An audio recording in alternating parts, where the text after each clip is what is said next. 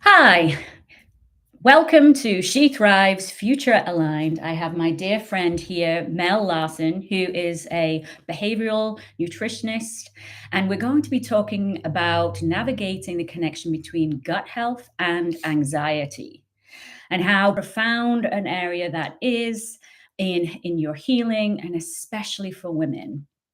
In this podcast session, it's designed to get to the heart of the issue in a way that is both informative, direct, and honoring of the individual's experience and giving some emotional and physical solutions to anxiety and gut issues. As we know, the brain creates that anxiety and sends it down into the body, and then we have situations in our gut. Is that right, Melanie? Absolutely. And Melanie has over 30 years of experience in her field of nutrition, and we want to learn more from her. She is an expert in her field. So, we're going to talk about what is the core connection between the gut and the brain, and how does anxiety physically show up in a woman's digestive system? Wow, that's a big question. And there's a lot to be unpacked here, but I think I'll try to keep it somewhat concise. There is a huge connection between the brain and the gut, and it's called the gut brain axis. And it is a connection between our central nervous system and our enteric nervous system. And our enteric nervous system is not a system that we've learned about in general anatomy and physiology. It's really the nervous system that is going on inside of our gut, which has also been called our second brain. Mm-hmm. Our vagus nerve is a nerve that comes from our brain down into our torso, and it has an incredible regulatory effect on the gut. It really is what's responsible for all those sort of like processes that we don't even really feel going on. It's like our salivation and our motility of our food once it gets into our gut, all the way through our elimination. And in addition to that, our brain sends signals to the gut, letting us know when we're hungry, and when actually I take that back, the gut sends signals to our brain on the other end of things, letting us know when we're hungry, when we're full, or when we have any kind of digestive pain. Our endocrine system, which is really responsible for all of our hormones, has a huge impact on the sensations of feeling full or feeling hungry. And the brain releases hormones that support gut motility, as I was mentioning earlier. Our immune system is basically 70% of it is based on how healthy our gut is. And so we're always checking in with ourselves, in the sense that our gut, if it's inflamed, is going to have a huge impact on how we feel, whether it's physical or emotional. And then our microbiome in general is responsible for production of our neurotransmitters. 90% of our serotonin, which is our feel-good hormone, has its origins in our gut. And if our microbiome is out of balance, then we're going to have deficiencies and inefficiencies in the way that those neurotransmitters work. Okay, that was a lot of information, Yes. Doctor. And she's not a doctor. Not a doctor. But doesn't that sound like she is a doctor? So I just want to make it a little more simple, because you talked about some big words, but we also are coming from my realm as a healer for anxiety. I know that when we feel anxious, right, we can first feel it in our stomach, and then it can come up to the chest. But also there's that correlation with childhood trauma. And I remember being in situations where, my gut ached, and it wasn't necessarily that there was something wrong in there, but I had suppressed all the emotions, and my stomach was basically yelling out, this doesn't feel good. It's not safe. It's not, run, right? And it just felt like something had grabbed my intestines and was turning it. What's that movie with Mel Gibson? Braveheart, right? Where they literally are gutting him. That's what it felt like, right? So your guts are telling you to go, get out of here, get out of here, get out of here. So just wanted to also say that when we push our emotions down, our brain got on top of all of the systems and the science and the biology that you've talked about, and our hormones as women are playing a role. So I'd love to speak a little bit to that, if that's okay. Most people hold their stress and their anxiety in their muscles. And sometimes it's your shoulder, sometimes it's your lower back, but our digestive system is one big muscle. And it's probably the most long connection of muscles in our body, from our tongue to our jaws to our esophagus, through our intestines, all the way through our elimination. There's just one big muscular contraction. There's several different layers of muscles that are constantly contracting. When you go through childhood trauma, it's very common that stress is internalized in that area of the digestive system. And so there's so much science behind this also. If you are interested, you can go look at Adverse Childhood Experiences questionnaire to sort of see what your score is on that, because it is almost subconscious, but it is learned and it's stored.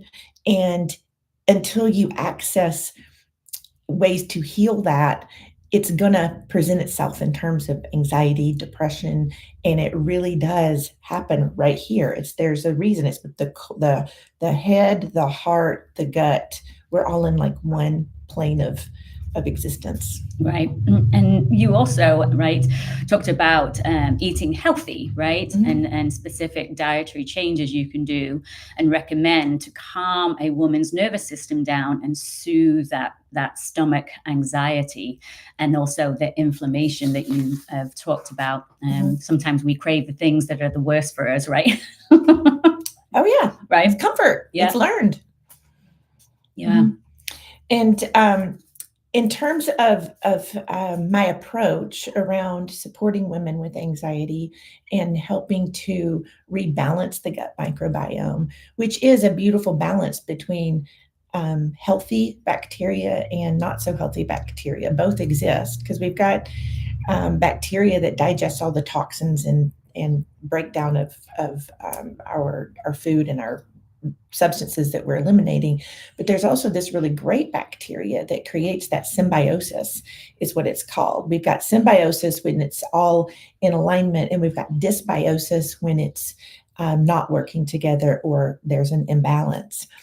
And my philosophy really is around promoting an anti-inflammatory diet. And I'm not an extremist. In terms of being a behavioral nutritionist, one of the things I have to walk a fine line around is restriction versus what you can eat. And I tread lightly around restriction. But if you could eliminate ultra processed foods from your diet, that is the number one step, along with really good hydration, that helps to sort of create that foundational anti-inflammatory, environment in your body. Because I can tell you that and we all have inflammation to some degree, but if you start with the diet, you start to break down the inflammatory response that can surround every cell in your body and inhibit nutrients from being able to get into your cells. And so, for example, if you are in a chronic state of inflammation and your gut is in dysbiosis or out of balance, and you're not producing enough serotonin, whatever serotonin is able to get to your brain, you could have enough inflammation in your brain for the serotonin not to even be able to make it to the receptor site. So it is really important to start with the anti-inflammatory basis, and that's basically 75% of your plate: vegetables, fruits, legumes, nuts, seeds, whole grains. And that's another topic that I have a lot of passion about. We'll be talking about that in another side, another show for sure. And you also informed me the other day, because I live a pretty lean life just as an athlete dancer, but you talked about the importance of including carbohydrates, and I've been gluten-free for the last 15 years, and you actually changed my mind on that because you're brilliant. Well, you can still be gluten-free. Yeah. And which I will say, there are so many people, especially women, that have a gluten sensitivity. You don't have to be diagnosed with celiac disease to have an inflammatory response to gluten. And I actually really do believe that we can do great without gluten, but that does not mean that you eliminate carbohydrates or complex carbohydrates. Carbohydrates have insoluble fiber, which actually feed the good bacteria in your gut. And also, carbohydrates promote serotonin production. So when we eliminate carbohydrates, which is the bandwagon that most people are on, we've got keto, we've got paleo, we've got just carbs are bad. When we eliminate that, we tend to run more anxious. So it's very important to have complex carbohydrates to both calm your central nervous system and to feed the good bacteria in your gut. Right. That is huge. It really is. Because there's a misconception that we're all running on. And you can get your when I say gluten, you can do without gluten. You still need things like, I love quinoa and I love amaranth and I love farro. And of course, our legumes are complex carbohydrates as well. But there's so much to explore in terms of gluten-free complex carbohydrate options. Right. And that's probably another episode. Right. Yes.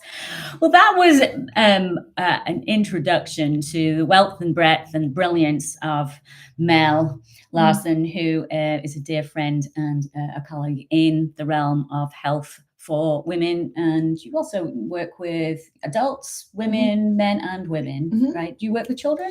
I work with children along with parents. That's right. Yeah. It's really important to be a team. Yes, always. And so just kind of switching it up a little bit, because we will have Mel back many, many more times, because we talked about some of maybe the roles and lifestyles that also encompass, stress and sleep that play into the gut anxiety connection. But I think, we can talk to that. Do you want to talk to that, or would that be another potential series? Because there's so much to unpack that I really want it to be. Well, I'd love to talk a little bit about the things that actually increase your anxiety levels in the diet. Yeah. Let's do it. So I know not everybody's going to want to hear the things that I'm going to say, but the three main things that really enhance anxiety or make it more profound are caffeine, alcohol, and processed sugar, which are our sort of luxury comfort substances, right? Yeah. And again, I'm not an extremist, but if you can really pick and choose when you are going to use these things and know that they are probably going to exacerbate anxiety, or you're not going to feel your best self when you do choose to eat these things, then you can, that's a start. I don't get me wrong, I love my coffee every morning. And, a cup or two of coffee is not really the level of caffeine that's going to perpetuate anxiety for most people. Some people are very sensitive to it. And just being aware of maybe not having it after lunch, moving into your latter part of your day. And with alcohol, it's moderation. It's moderation, and it's making your choices wisely. And some people do really well with not drinking during the week and then having a little bit on the weekends. Sometimes when they have a little bit on the weekends, they realize how much worse they feel than when they don't have it. So it even has somewhat of a behavioral effect on their choice over the weekend. But those are the things that are going to take you up a notch in terms of your anxiety. Mm-hmm. And I'd love to talk a little bit about some of the specific nutrients that really help to keep the anxiety in check. Yeah. I really am a very strong believer in omega-3 fatty acids. And if you're not a fish eater, do the supplement. The nourishment that your brain gets from the omega-3s is just incredible. Every one of our cells in our body is made of a lipid bilayer. If you can imagine 2 layers of fat, good fat. And in order for our nutrients and our neurotransmitters and everything to get in and out of the cells and do their jobs, they have to be able to get through that little greasy layer of fat. And that's what the omega-3s nourish. Mm-hmm. So it helps to nourish your cells. When we talk about the cells being inflamed, omega-3 is a natural anti-inflammatory. So anything you can do to get more omega-3s in your diet, they're in your chia seeds, walnuts, flax seeds, in addition to the fish that we always hear about.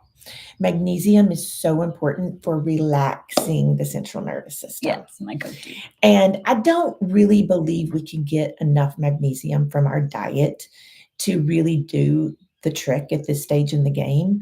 So I do recommend a magnesium supplement, and that could be another podcast in itself.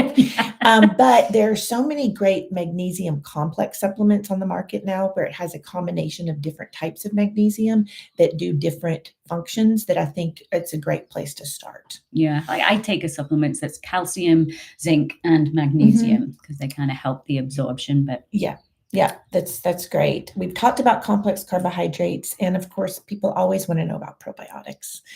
And in terms of food, the probiotics are going to be found in your things that are fermented.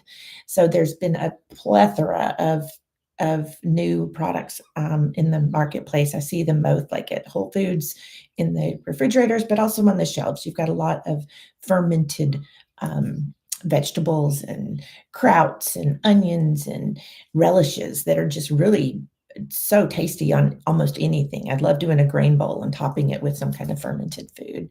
And of course, you can take probiotics as well, and you can get some from kombucha. But be careful with kombucha because it is made from black tea, which has caffeine. And I've seen people start to substitute kombucha for alcohol in the evenings, and they can't get to sleep. So it's like, you got to like double-edged sword everything. But right. Yeah. Wow. Well, we've got a lot to unpack. But also, you with that beautiful accent, I won't even try, but I am, so shut up. But anyways, you come from a beautiful place here in the States. I'm from England, but I would love to hear a shared childhood memory that talks to a time when we were maybe growing up in the 70s and we had all that freedom. Yeah, girl. Yeah, riding around doing crazy things. Well, my favorite childhood memory that is just so near and dear to me, I think of it every day, is every summer my parents would pack us up in a Suburban and drive us across the country. And I mean, they packed us up in a Suburban. We took all the rows of seats out, threw in our sleeping bags and our toys, and they threw us in the back of the car and we drove. And it was just amazing to be able to have the privilege and the experience of seeing the country. And it was planned, but it was also spontaneous. Like we didn't always know where we were going to spend the night. And we knew what our final destination was and when we'd be turning around. But it was always an adventure. We went to presidential museums and the St. Louis Arch and Mount Rushmore and amazing places out in Wyoming and Colorado. And the funniest part of it was my parents would take turn driving. And my mom was back when they had CBs, that's how the truckers talk to each other, And I just remember they gave my mom the handle, the Beaver and the Silver Suburban. And, so the Beaver and the Silver Suburban. Yeah. Did she think that was a compliment? I don't know what she thought, but we all thought it was funny. And she'd be on that CB. They'd be checking to see where the police were hanging so that we could slow down. Was it 1040? Yep. 10-4. 10-4. 10-4. Oh my goodness. Yes. CBs. What would our handle be? Mel. Mel. Mel. Mel. Moving with Mel. Moving with Mel. Yeah. Okay. Mine would be grooving with Trashley. I love it. So don't put any trash in your system. Don't put any trash in your system. Keep moving. Keep moving. Flush it out. And we will be back with another episode soon. Much love to you, Mel. Thank you so much. And we will see you soon. Girl.